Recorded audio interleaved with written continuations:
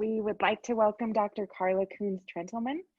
She's an environmental and natural resource sociologist who has taught at Weber State University for over 10 years. Her research interests focus on natural resources and the environment, particularly issues related to the Great Salt Lake and water. She teaches environmental and natural resource sociology and occasionally sociology of water.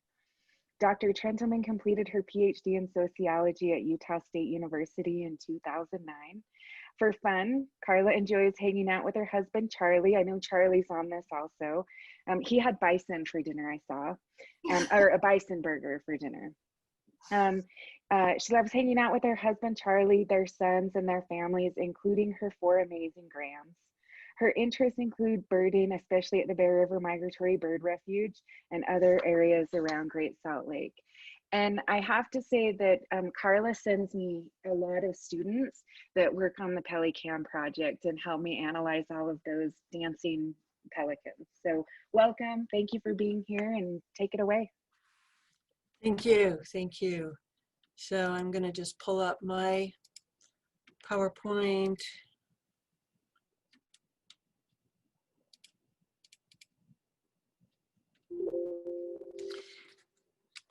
Okay, so I'm a sociologist, so the thing that interests me scientifically is the relationships between humans and Great Salt Lake. And it turns out that our relationships have always been about change and adaptation. Humans have changed the lake has changed humans. And then forces external to both the lake and humans have brought changes to both, whether because of climate and weather, or technology, economic forces, other things that have forced both humans, that have affected both humans and the lake that they live near. But the fact that both sides adapt doesn't mean that things are okay. Some key recurring themes of change and need for adaptation have included things like the elevation and related size of the lake, and importantly, humans' attempts to manage that. Human development, both in population and in the growth of communities, and technology, some related to the lake and attempts to manage the lake, some related to broader trends, for example, transportation. Humans have interacted with Great Salt Lake in varying ways through all of these different things, at times feeling fonder and at times not so much. So I just wanted to give you a little bit of a feel for how folks tend to feel about the lake. This is one of those things where a lot of folks who are connected to the lake think that most people in Utah don't really like the lake or care about the lake, or that they love it or hate it. And so that was actually what I did my research on originally. And I focused on the neighbors of the lake because they're actually more vulnerable to changes in the lake than other folks. They get to experience both the positives and the negative aspects of the lake up close and personal. So in research that I conducted a while back, I found that Great Salt Lake held a number of different meanings for these lake neighbors. And these are the kinds of things that I saw in response to an open-ended survey question. These different meanings emerged. And we can see a vast majority of these folks felt pretty positively about the lake. In both quantitative and qualitative work, I found a good number of folks felt very appreciative of Great Salt Lake. They felt a positive sense of place. They felt attached to the lake and its environments. They were drawn to the beauty, to natural aspects, recreational aspects of the lake, also social aspects, whether that was because of family history or cultural meaning, or a place for neighborhood connections. Many of these folks found the lake's uniqueness something that was really cool about it for a number of different reasons. On the flip side, some folks had a very negative sense of the lake. It meant negative things to them. But as you can see, it was this pretty small percentage of these folks. And then for some folks, even folks who live very close to the lake, they really had no sense of the lake at all. It really didn't matter to them. It didn't mean anything to them. Now, over the years, since the European settlement, a good number of things have affected the relationships between humans and Great Salt Lake. And I need to just do a shout out to Wayne Wurtzbaugh because I stole a lot of his slides for my presentation tonight. Thanks, Wayne. So technology, including transportation for transportation of goods and people, is one of those things that definitely affected the relationship between humans and lakes and Great Salt Lake. So first of all, trains brought the causeway, and we definitely are familiar with the story of the changes that to the lake that the causeway has brought, that the railroad causeway brought. But also trains brought lots of people to the lakeside resorts that were on the east and south end of the lake. And for a really long time, the trains actually helped folks develop a relationship with aspects of the lake that they saw as unique and positive, and it was a really cool thing. But then as we continued developing as folks and cars became more popular and more folks had them, cars started taking folks away, and so folks would do mountain excursions instead of lake excursions and those sorts of things. But then eventually cars brought folks back to the lake, and especially to Antelope Island with the causeway to the island, and also to some of the beaches.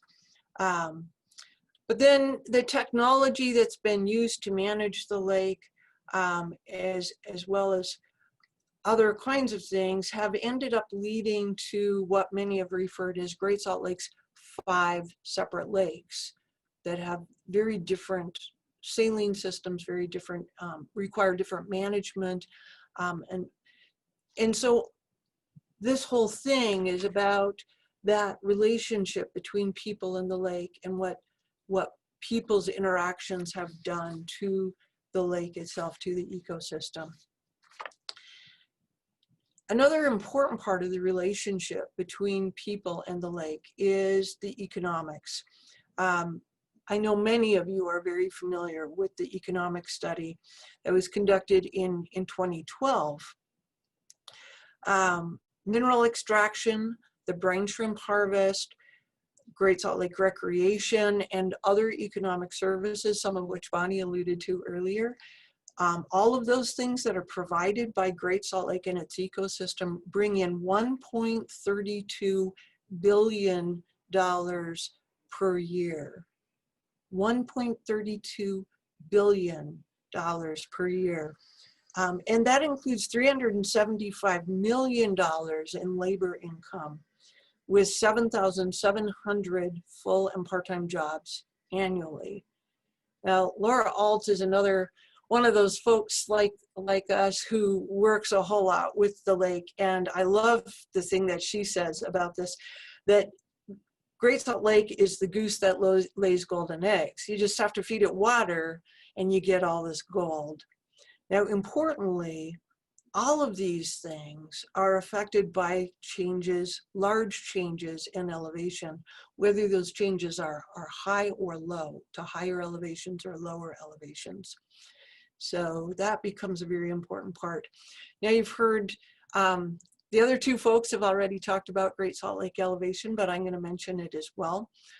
Historically, the elevation of the lake has drawn folks closer and then chased them away, right? So at its historical average or common elevation of 4,200 feet above sea level, the lake is 75 miles long and 28 miles wide and covers 1,700 square miles.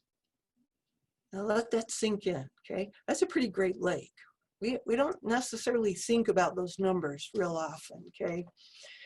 Now, the low lake levels left those resorts left a bunch of resorts high and dry, including during the prior historic low of 1963. And this slide refers back to what we for a long time have referred to as the historic low.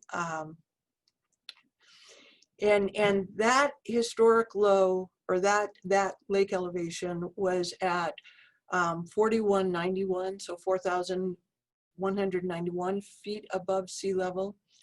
At that elevation, the lake covered only 950 square miles. Okay, so two things about that.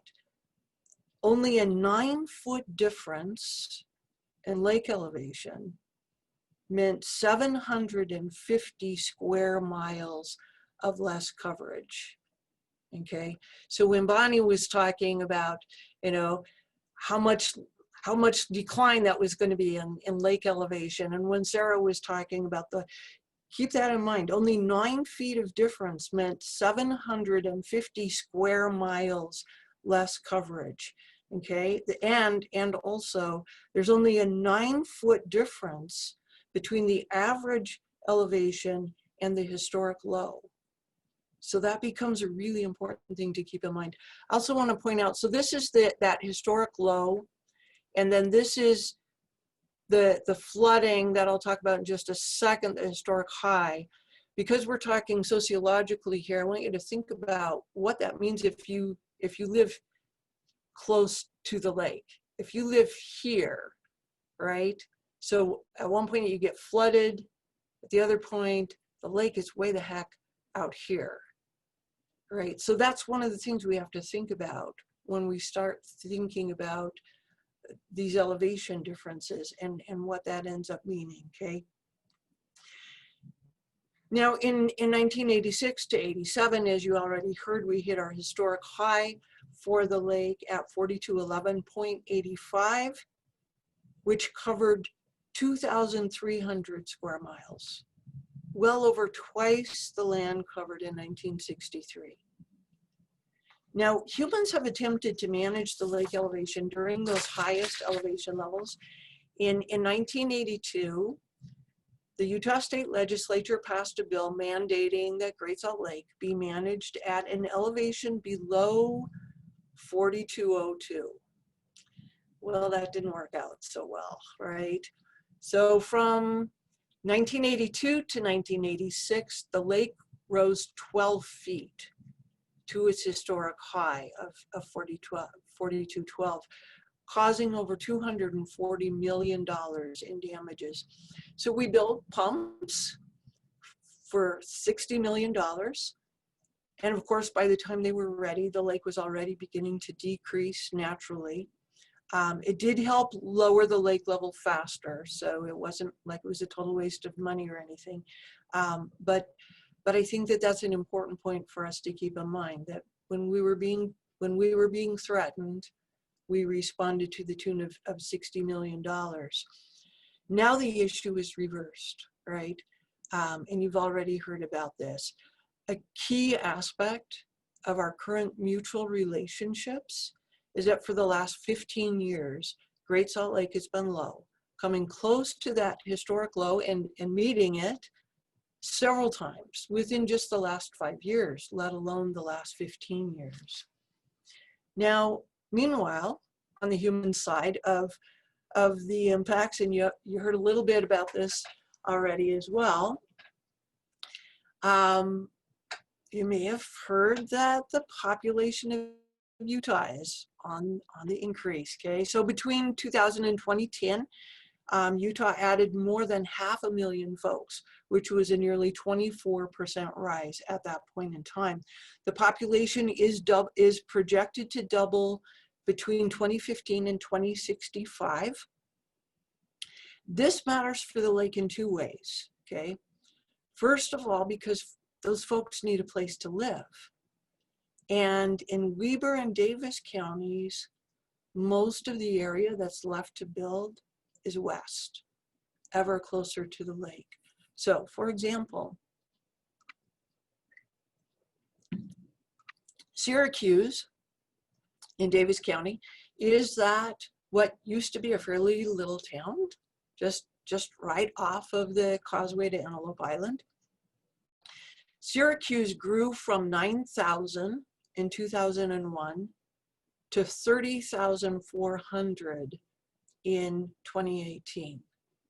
So that's the kind of development that we're seeing. This kind of development can encroach on wetlands. It is encroaching on uplands that protect those wetlands. So there's that. But then additionally, like you've already heard, it's that many more folks who need water. And you heard about those issues in the last two presentations.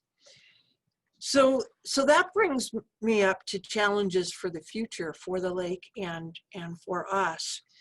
My single biggest concern here, you've heard us all hint at it, but I'm going to say it out loud a little bit more loudly perhaps. My single biggest concern here is that Great Salt Lake's elevation is already low and has been for the last decade and a half, even setting this new historic level, as you heard. It's already there. And we know that diversions of Great Salt Lake's water sources are responsible for substantial portions of that decline. The lake is already experiencing these reductions now, before there's any additional rise in population, before there's any additional urbanization of the areas closest to the lake or further development of lake-bound water, right? In 2016, 48% of the lake bed was dry and exposed. And you've heard these lake scientists argue that the lake's ecosystem can't afford any further impact on their elevation. You heard Bonnie's concerns about that. And yet climate change, all right, which will not only affect Great Salt Lake's sources of water, it will also affect humans' sources of water, further exacerbating these tensions over water, right? And you've already heard that this increasingly low lake level is problematic in many ways. You've heard Bonnie talk about how it's problematic for the ecosystem. It's also problematic for Utah's economy because it affects the brine shrimp industry, the mineral extraction industry, and the recreation that the lake can support. Those things are all, really challenged as the lake continues to decline. And then perhaps the biggest human issue, which Bonnie also raised, is the increased risk for air quality problems for lake dust, with increasing potential for health consequences. The more of the lake bed that's exposed, the more lake dust blows around, and air currents bring much of that into the Weber County Ogden airshed, where I happen to live, and where my husband, who has asthma, happens to live. So there are definitely some consequences for us all from all of this. But fortunately, there are causes for hope. And I'm going to try and step this up so there's a little time for questions here. So I definitely need to say out loud that yes, conserving water individually, privately, in our homes, in our yards, all of those things. Of course, we need to do that. It's good and helpful, and we should be doing that, but we have to remember that that is not enough, not by far. That's a micro solution to a macro problem. We have to also be focusing on the macro. But here, like Bonnie was sharing with you already, there is some good news. So state and local policymakers and politicians are definitely interested in focusing on these issues with the kinds of legislation that Bonnie has already talked to you about. The thing I want to just really emphasize about this, though, is that this requires some really heavy lifting. These folks who are running these bills and working towards these policy changes really need our support. So we need to be doing our homework on these bills, and we need to be supporting the kinds of progress that we're making. The biggest lift with this stuff is related to Western water law. And for a really long time, as soon as you would say that, everyone was like, okay, well, there's nothing we can do about that, right? But what's very cool is that it is being worked on. We see work being done on that as well, including really important work on water banking, which is complex stuff that requires a whole lot of different steps, but which thus far has found legislative support. So we've got to be able to lend our support to those legislators. Now, I'm going to also argue, just mention that another place we can make a big difference is by growing more lake lovers. I have to include this slide because it's got my grands in it. And also it's a big shout out to Jamie and Bonnie's book, The Great Great Salt Lake Monster Mystery, which is a fun book to use with your kids. But one of the things that my research showed is that if we can get kids connected to the lake, when they grow up, they are awesome protectors of this ecosystem. So we need to keep doing that. One thing that I find really interesting is that while humans attempted to manage Great Salt Lake during its crises for humans of the high elevation years, even spending $60 million to build the West Desert Pumping Project, thus far, we've never attempted to manage problematically low elevations with that same kind of effort, with, you know, an all hands on deck kind of effort. Of course, with high elevations, we could focus on fixing the lake, but with low, we need to focus on humans, on our own practices. I would argue that it's time to shift our own focus. So with that, I'll say thanks. And I think I probably went over too. Sorry about that, Jamie. That's okay, I'll forgive you.